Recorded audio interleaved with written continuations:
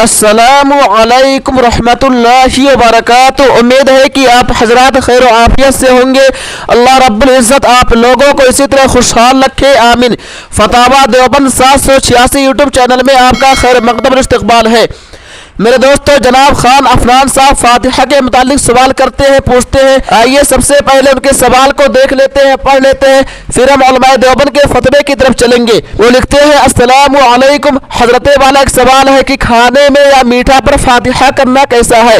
कुरान और हदीस से मुदल्लल जवाब देने की ज़हमत गवारा फरमाए, आपकी बड़ी मेहरबानी होगी। अब आइए उलमाए देवबंद के फतवे को देख लेते हैं, सुन लेते हैं। सवाल है कि 12 रबीउल अव्वल, 10 मुहर्रम, 11 रबीउल आखिर, ईद बकरीद, 15 शाबान, 22 रजब को मोहल्ला के लोग कहते हैं कि हमारे यहाँ फातिहा कर दो और कुछ मीठा रखकर करवाते हैं, तो ऐसा करना कैसा है। जवाब, बिस्मिल्लाहिर्रहमानिर्रहीम। ये अमल इन मौके पर करना कुरान और हदीस से, सहाबा किराम, ताबईन से और चारों इमामों में से किसी से साबित नहीं।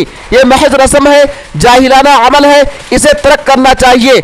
हमारे नबी हज़रत मोहम्मद मुस्तफ़ा सल्लल्लाहु अलैहि वसल्लम गैर शरई और जाहिलियत की रस्मों को मिटाने के लिए भेजे गए थे। हमें भी चाहिए कि हम इन सब कामों को मिटाएं और इन्हें ख़त्म करें। ऐसी रस्मों को अपनाना सख्त गुनाह की बात है। वल्लाहु ताला आलम। दारुल उलूम देवबंद। अब आइए फतावा बन्नूर टाउन को देख लेते हैं। सवाल, बाज़ लोग खाना, फल और पानी सामने रखकर फातिहा करते हैं, क्या यह अमल सहाबे किराम से साबित है। जवाब, फातिहा ख़्वानी का शरीयत में कोई ख़ास तरीक़ा मुकर्रर नहीं है। जो शख्स जिस वक्त जिस दिन चाहे कोई भी नफली इबादत करके उसका सवाब मैयत को बख्श सकता है।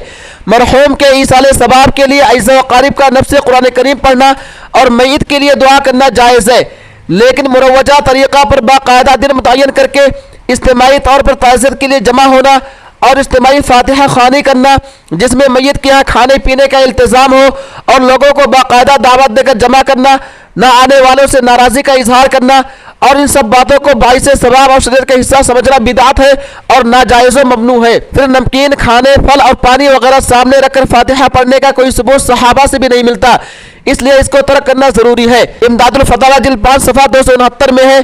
तीजा, 10वां, 40वां वगैरह सब बिदात के कबील से है और हिंदुस्तानी काफिरों के रसूम रिवाज से दर आई है। और खाना सामने रखकर जो कुछ पढ़ते हैं ये भी हिंदुओं का तरीका है। इस किस्म की रसूमात को तर्क करना लाजिम है, क्योंकि मन तशब्बह बिक़ौमिन, जो किसी कौम की मुशाबहत इख्तियार करेगा वो उन्हीं में से शुमार होगा।